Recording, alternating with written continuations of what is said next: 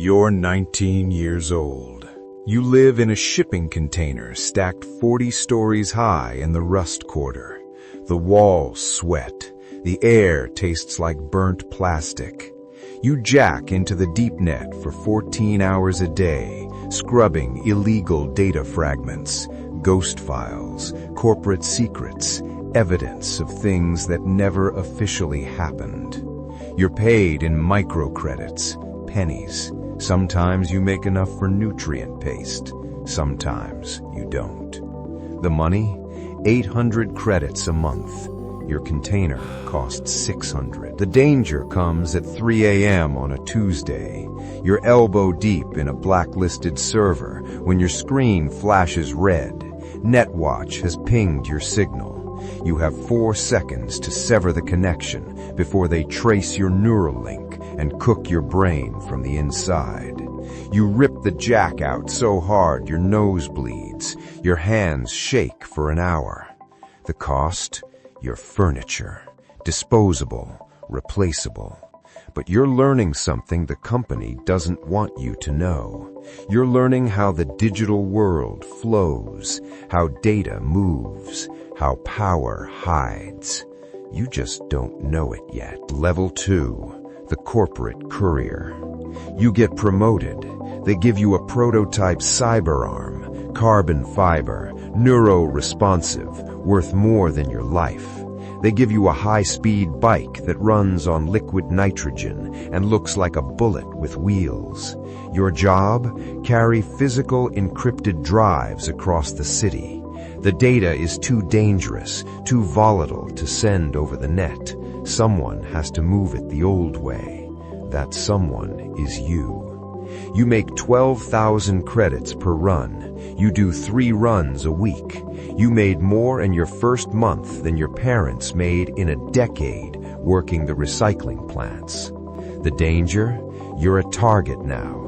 Rival corporate kidnappers, street gangs who carve you open for the tech in your arm, edge runners who sell your drives to the highest bidder.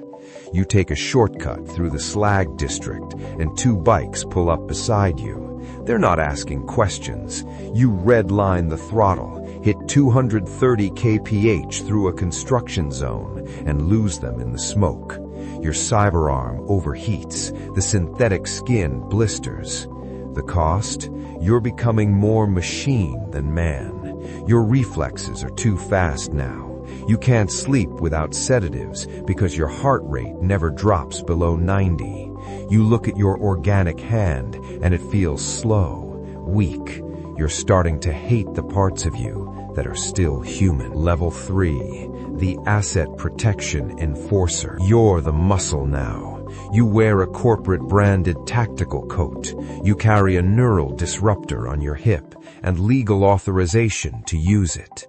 Your job? Visit small businesses that rent corporate cybernetic tech, limbs, organs, neurological upgrades. If they miss a payment, you don't negotiate. You don't break windows. You repossess, right there in the shop. You shut down their cyber lungs and drag them to the back room. You remove the hardware. Sometimes they're still awake. You make 80,000 credits a year.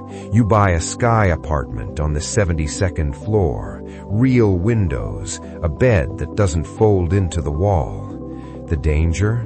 You're a target for every edge runner crew in the city. Mercs who see you as a corpo lapdog, a payday. You survive an ambush outside a ramen shop. 3 shooters, automatic weapons. Your subdermal armor saves you. Barely. You kill 2 of them. The 3rd gets away. The cost? You check your coffee for poison every morning. You scan every room you enter for explosives. You sleep with a gun under your pillow. And you dream about the people you've repossessed. The ones who begged. The ones who didn't. You don't feel bad about it anymore. That's the part that scares you. The end. You climbed every rung. You sacrificed everything. Your body, your soul, your humanity. And in the end, You became exactly what the system wanted: disposable.